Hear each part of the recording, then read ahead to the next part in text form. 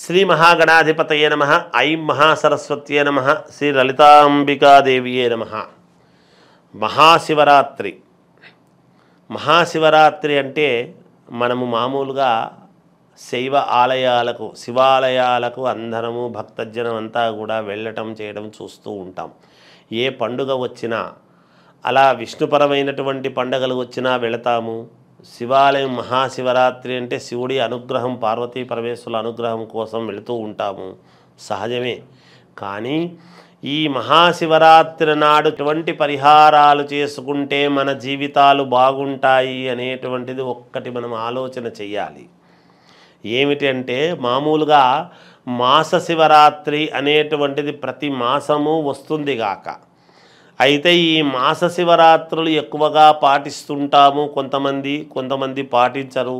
అవి పాటించినా పాటించకపోయినా ఈ మాస శివరాత్రులు అన్నీ కూడా కలిసి ఒక్కనాడు మహాశివరాత్రి అని వస్తుంది. అందుకే జన్మానికో మహాశివరాత్రి అనేటువంటి పదం వాడుతూ ఉంటాం.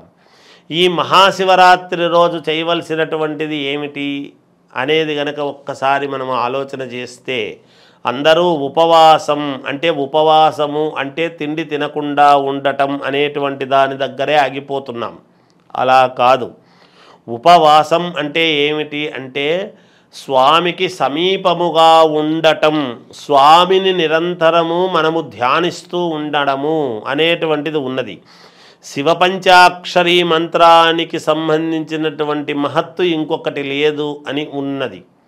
ఓం నమ శివాయ శబ్దం అనేటువంటిది అంత పరమ పవిత్రమైనటువంటిది, అన్ని రంగాల వారికి మేలు చేసేటువంటిది అనేటువంటిది మనం గుర్తించాలి.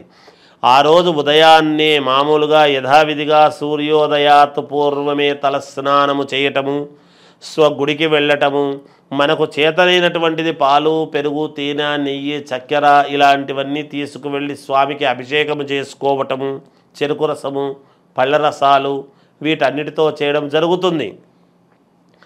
అయితే మహాశివరాత్రి అనేటువంటిది ఎప్పుడైతే వస్తుందో ఆ రోజు స్వామివారికి పెసరపప్పు ఇట్లాంటివి ఏవో చేస్తారు. పళ్ళ రసాలతో పళ్ళు, పలహారాలు ఇవి మాత్రమే పెడతారు. భోజనము నివేదన అనేటువంటిది చేసి పెట్టేటువంటి పరిస్థితి ఉండదు. ఎందుకు అంటే ఉపవాసం ఉంటాము కాబట్టి మహాశివరాత్రిని.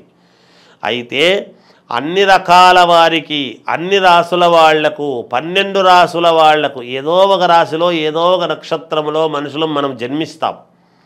కానీ అన్ని రంగాల వాళ్లకు మేలు జరగాలి. ఈ మహాశివరాత్రి నాడు మనకు అనుకూలముగా కావాలి పరమేశ్వరుడి అనుగ్రహము అనుకునేటువంటి వాళ్ళు చేయవలసినటువంటిది ఏమిటి అంటే, చంద్రమౌళీశ్వరుడు ఆయన పరమేశ్వరుడికి వేరే ఇది లేదు.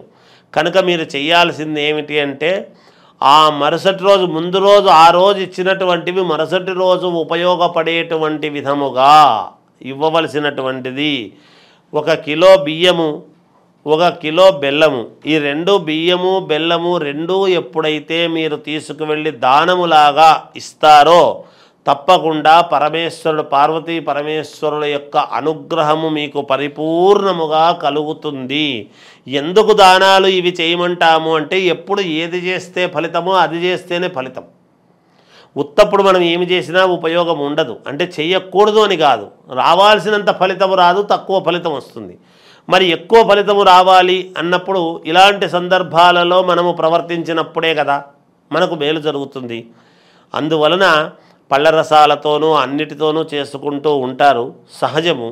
నిజానికి ఆ మరుసటి రోజు మాత్రము పనికొచ్చే విధముగా ఇవి ముందు రోజు కనుక దానము చేస్తే మీకు పరిపూర్ణమైనటువంటి మేలు కలుగుతుంది అని తెలియజేస్తూ జయోస్తు.